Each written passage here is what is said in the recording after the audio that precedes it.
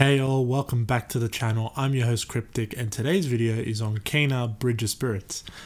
Um, like many people, this game was very interesting and highly appealing to me when it dropped on the PlayStation Showcase previously as part of, the 2020/2021 lineup for PlayStation 5 and also coming out on the PS4 and PS4 Pro. And we didn't hear anything for a while. We had sort of a gameplay reveal on it and showed how things sort of worked, but there were no reviews.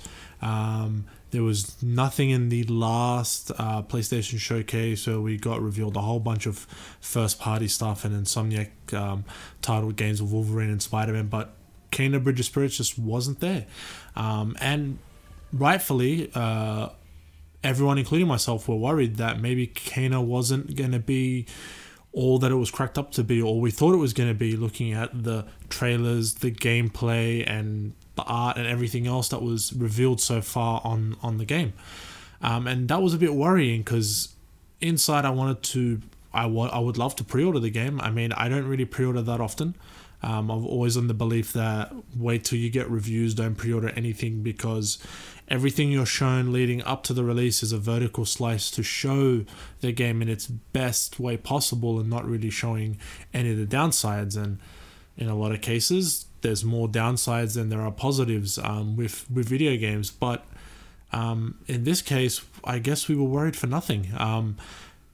The review embargo launched on the release day of Kena Bridge of Spirits, and here in Australia it released in the late afternoon, and that's when all the reviews finally started popping up, and it was a glowing success, which begs the question, why was embargo so late? And I think it was more, and so I guess technically it's misleading to the consumer, because if it did turn out to be a bad game and a lot of people pre-ordered, getting a refund isn't as easy, especially since it's at the moment a digital only release. There's no physical copies of the game.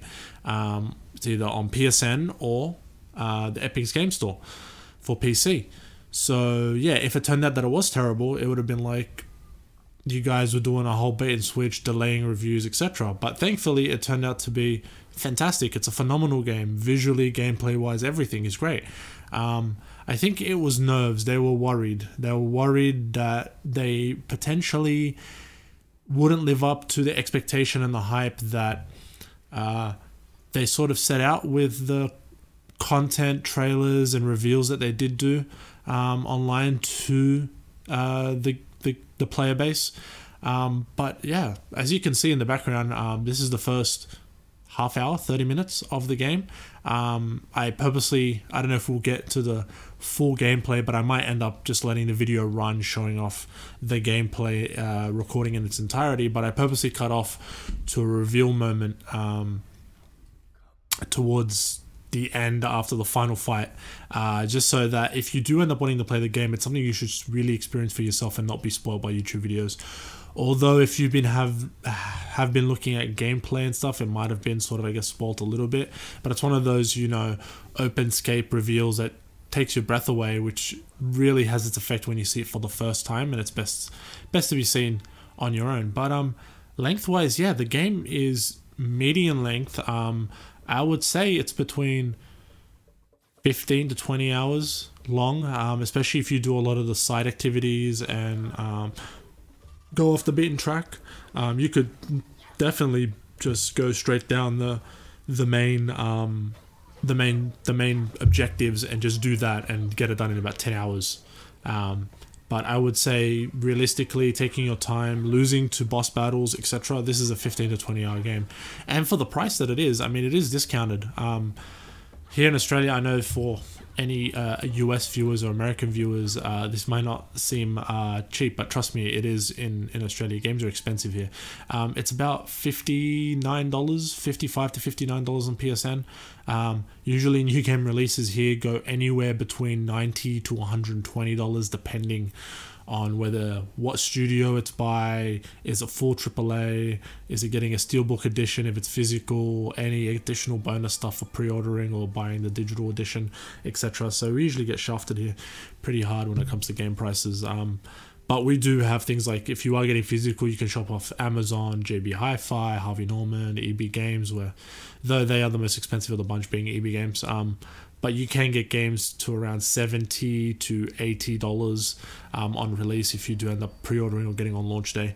But yeah, I digress. That's a bit off topic here. But yeah, Kena is phenomenal, and it begs a question. Since Sony did strike a deal, they clearly saw something in this title, in Ember Labs as a whole, especially with the animation background that they've done with Zelda and a few other things. And said, we want this to be a console exclusive for PlayStation, and of course release it on PC, because why not? I don't see Sony having too much of an issue with that anymore these days, especially for like second party games here. This would be considered a second party game for the PlayStation. They clearly saw something great, valuable, and a few of the forums and online and people are asking, is Sony going to make a bid for Ember Labs to acquire them, or is Ember Labs even interested in being acquired? I think before we get to that, you gotta, I guess, look at it in a different perspective, where Sony doesn't necessarily buy out any studio that usually they've only had a short-term relationship with. Usually it's over many games, many titles, many years. Good explanation would be Housemarque. They only recently got acquired after doing Returnal. Insomniac, after they finally were successful with Spider-Man, then the first Spider-Man game, they were then finally acquired after decades working with Sony, doing the Ratchet & Clank series, Spyro, etc., and the Resistance games on PS3. So, you know, they had so much pedigree with Sony, and then Sony were like, okay. But that also comes in terms, does that studio want to be acquired, and would Sony see value?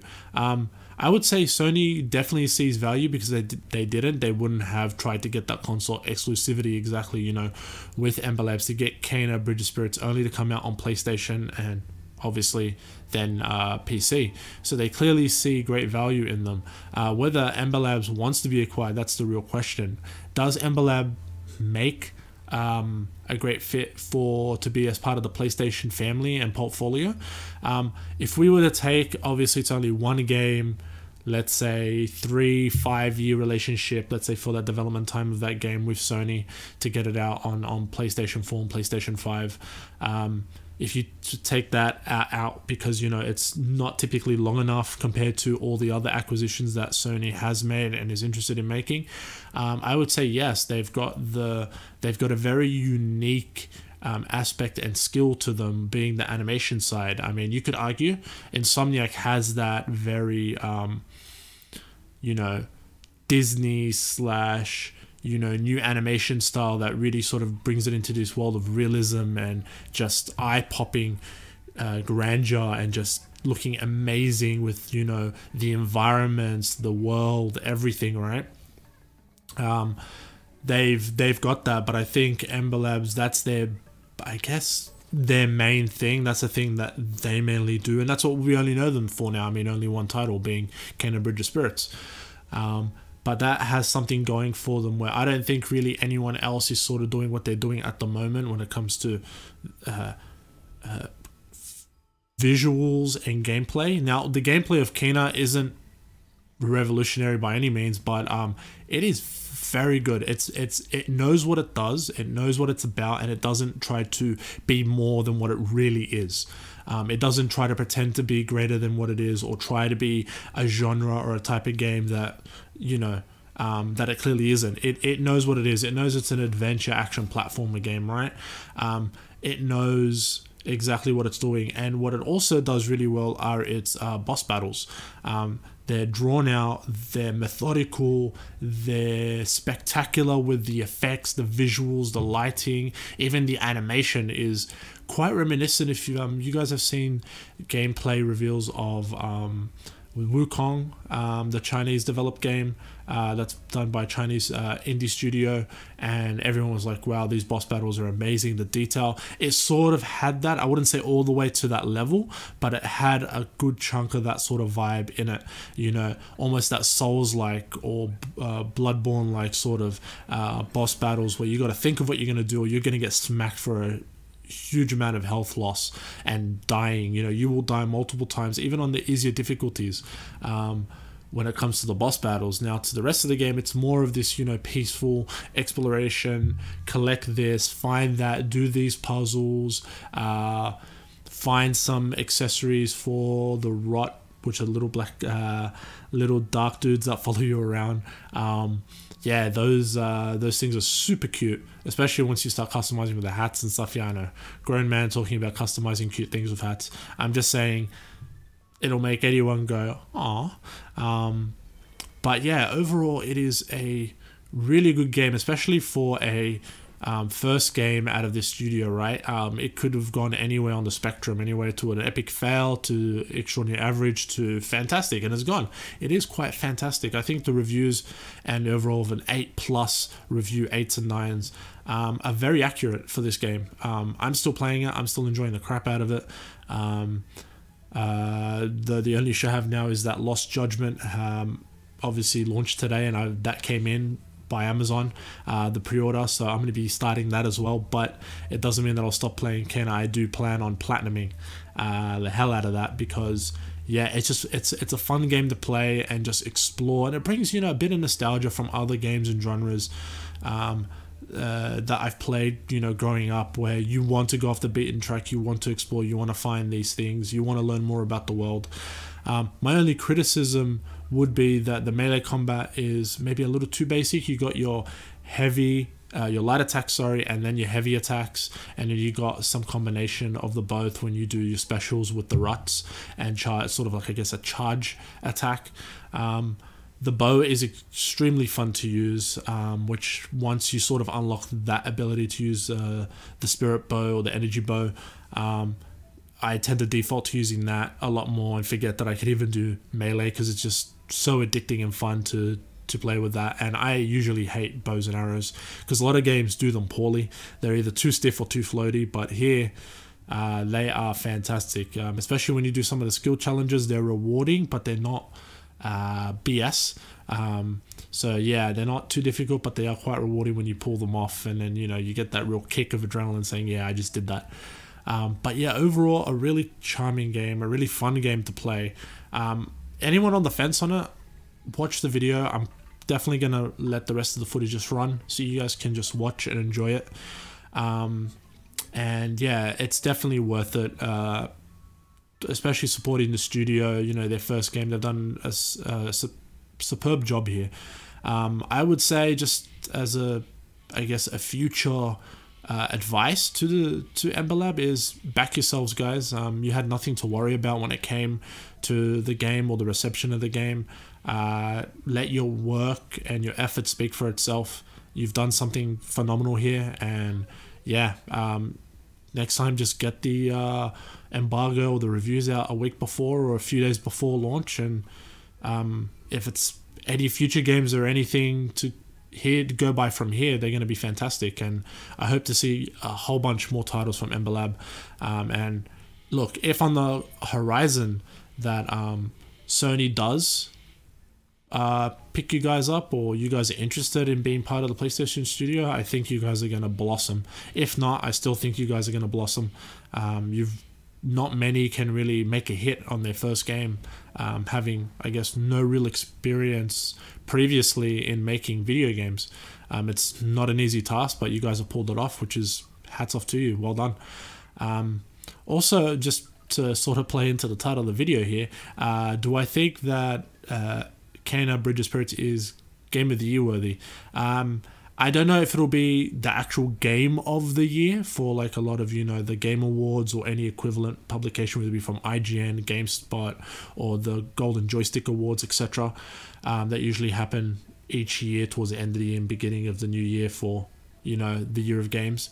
But but I think it will definitely be winning some awards for the score, for like the audio and music, for visuals, and I think it'll be mentioned in a few Game of the Year awards as nominated for actual Game of the Year. Whether it wins or not, I don't know. There are so many games that have come out this year that would be worthy of that title, but if Kena Bridge of Spirits was to win it, I'd say well deserved. If not, it definitely will win some major subcategories in that. And again, for a first game to be, I guess, spoken about in this pedigree, in this sort of achievement before it's even been nominated for anything by publications and by gamers like ourselves and you guys, I think that's a thing they should be really proud of. And to any of the guys on YouTube who were blasting this game saying it's ruining games because, you know, it's doing the whole animation style, you know, the whole you know, sort of the way sort of Ratchet and Clank is going and doing the Pixar look in games, and that, you know, it's making too much of a cinema look. It's just showing how video games really is superior medium to all other mediums. It can be like a movie, it can be like a book, it can be like an album, it can be like anything, and it's better because the way we could interact in those worlds you could never do in any other medium. The way you can express story, express things, emotions, art, everything, you can't do in any other medium. Only video games can really pull that off. And to all the ones that were hating on Kena Bridge of Spirits, shame on you. Don't write off a game before you've even played it, tried it. If it's just not your genre, that's fine, just move on. Not every game is made for everyone. Not every title is for everyone to enjoy. Every product, every piece of art has its target audience, and I think the target audience for Kena, they knew who that was, and they nailed it. And to everyone who is enjoying it or considering to get it because that's their type of game or their type of genre of entertainment, don't be shy, go for it, enjoy it, platinum it if you have the time and luxury to do so. It'll definitely be worth every cent, and yeah, it'll just keep you in awe with all the visuals, vistas and effects that happen in the game. It's really something to really enjoy and Ember Lab to be proud of. So yeah guys, I'm going to let the rest of this video play out. Enjoy the gameplay. Also want to thank everyone for the new subscribers who've come up. We're nearing 50 subs. I know that's not a lot considering most channels on YouTube, but for me, YouTube was just sort of made to sort of stay creative and do something outside of, you know, working from home and doing all that sort of stuff during the pandemic and everything. So being able to reach to a larger audience and get a few thousand views a video, I'm humbled and very thankful for that. And like always, I will continue doing hardware videos and game videos and other topics that interest me, and anything you guys want to see, like all my other videos. I do love chatting with all of you, having a conversation with everyone, and just, you know, having those educated and adult conversations where we can just enjoy the various topics that happen on the channel together. So guys, thank you very much for watching and subscribing. Anyone who hasn't, like I do in every video, please hit the thumbs up button, leave a comment down below, share the video with friends and everyone, because that really does help out. And of course, if you haven't already, please do subscribe. Every new subscriber I get, I appreciate you all. Thank you so much. So yeah, without me rambling on too much more, I'll let the rest of the gameplay play out here. And yeah, enjoy, and I'll catch you guys on the next video. Probably be about Lost Judgment, maybe something else. If you guys want something else to be in the next video for next week, let me know, and I'll try and do that if possible. Anyway guys, I'll catch you in the next one. See ya.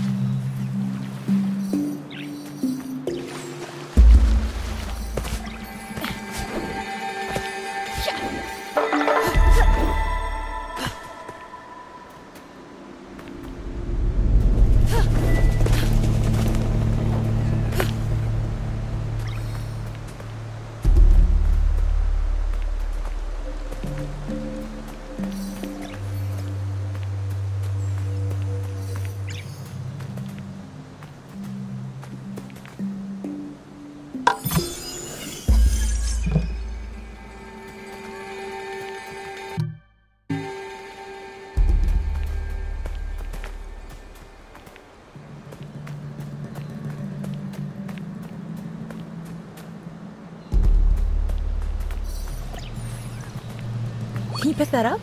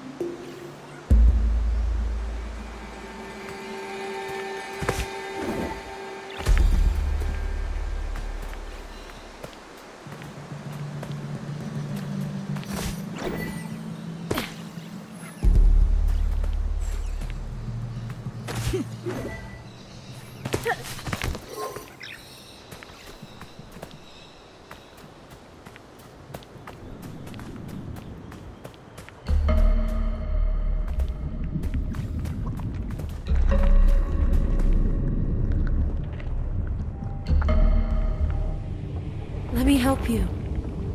I can heal these spirits and restore balance to the forest. I know you're kind. You sense the power that flows through this land, but you do not fully understand it.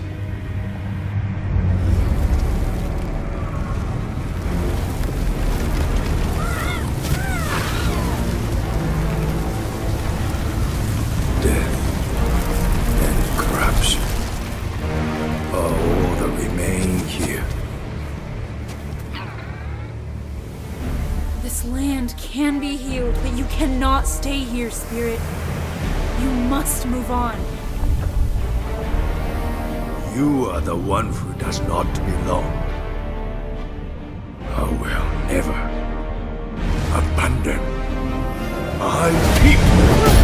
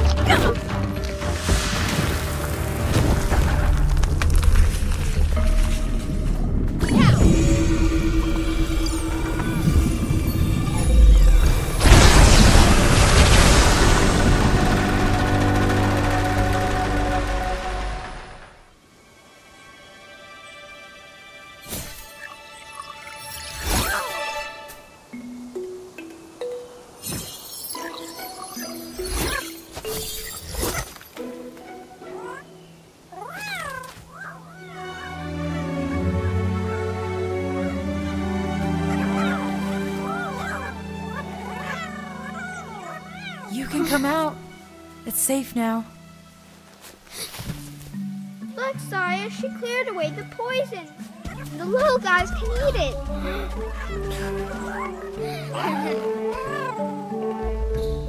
They love it. My name's Kana. What are you two doing out here, alone in the forest? Don't worry about us. We've been here a long time and take care of ourselves. I can see that.